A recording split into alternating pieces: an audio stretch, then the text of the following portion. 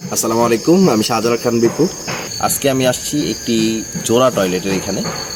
এই জোড়া টয়লেটটি মারাত্মক ভয়ঙ্কর ছিল, এখানে অনেক ঘটনা ঘটছে। এর আগেও আমি একটা ভিডিও এখানে বানাইছি, তা আজকেও এখানে একটা ভিডিও আমি শর্ট ভিডিও বানাইতেছি। পরবর্তীতে আপনারা যদি পছন্দ করেন সেক্ষেত্রে এখানে আমি আরেকটা লাইভ করব। তো যাই হোক, আজকে আমার সাথে আছে আমার ছোট ভাই ইফতিয়াস হোসেন রিজু, আপনারা সবাই ওকে চিনেন। আসসালামু আলাইকুম। আর আমরা দুইজন আসছি। তো আমাদের আজকের মিশন হচ্ছে এই জোড়া টয়লেট। তো চলুন আমরা আমাদের গন্তব্যে যাই। 1 2 3 জায়গার অবস্থা খুবই খারাপ। এই জায়গায় আসলে এই হচ্ছে সেই টয়লেটটা যেটা বহু বছর পুরনো।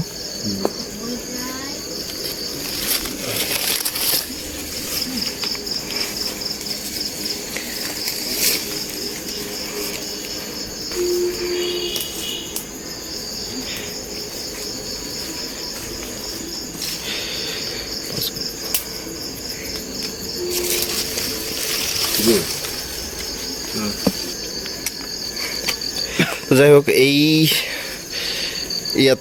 এইখানে আমরা একটা লাইভ করতে চাচ্ছি। এই জায়গার কাহিনীগুলো আমরা সেই লাইভের মধ্যে বিস্তারিত বলবো। এইখানে যে অবস্থা আপনারা দেখতেছেন, অবস্থা আসলেই মোটামুটি অনেক খারাপ একটা অবস্থা।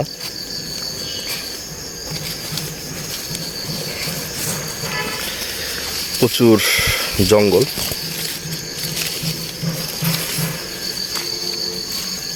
জঙ্গলের মাঝখানে এটা। এখানে এর আগে অনেক ঘটনা ঘটছে, যে ঘটনাগুলো আমি লাইভের মধ্যে বিস্তারিত বলবো। তো আপনারা যদি এই লাইভটা দেখতে চান তাহলে অবশ্যই কমেন্ট বক্সে কমেন্ট করবেন যে হ্যাঁ, লাইভটা দেখতে চাই। আর সেই লাইভে আমি থাকবো, আমার সাথে থাকবে রিজু। যদি সম্ভব হয় আমি সাকিব ভাইকেও নিয়ে আসবো, আর যদি সম্ভব না হয় তাহলে হয়তো আরেকজন থাকবে, সিজুকে রাখবো। এভাবে আমরা 3জন বা 4জন মিলে এই জায়গাটায় লাইভ করবো ইনশাল্লাহ। তো কে কে এই বাথরুমের এখানে, এই জোড়া টয়লেটের এখানে লাইভ দেখতে চান তারা আমাদের কমেন্ট করে জানাবেন। অবশ্যই কমেন্ট বক্সে আপনাদের কমেন্টের উপর নির্ভর করে আমরা এখানে লাইভ করব। তো এই জোড়া টয়লেটটা কিন্তু এই পাশে যেই মাথাটা দেখাইছি ওইখান দিয়েও ঢোকা যায়, এবং এই পাশে যে জায়গাটা এখান দিয়েও টয়লেটের ভিতরে ঢোকা যায়। মাঝখানে দেয়াল আছে, মানে এই পাশেও একটা, এই পাশেও একটা টয়লেট, এই পাশেও একটা টয়লেট, মাঝখানে হচ্ছে দেয়াল। ঠিক আছে, এই জন্য এটা জোড়া টয়লেট। আর এখানে এই টয়লেটটা পরিত্যক্ত হওয়ার পিছনে অনেক কারণ আছে, অনেক রহস্য আছে, যেগুলো সব কিছুই আমরা পরবর্তীতে লাইভের মাধ্যমে আপনাদেরকে জানিয়ে দিব।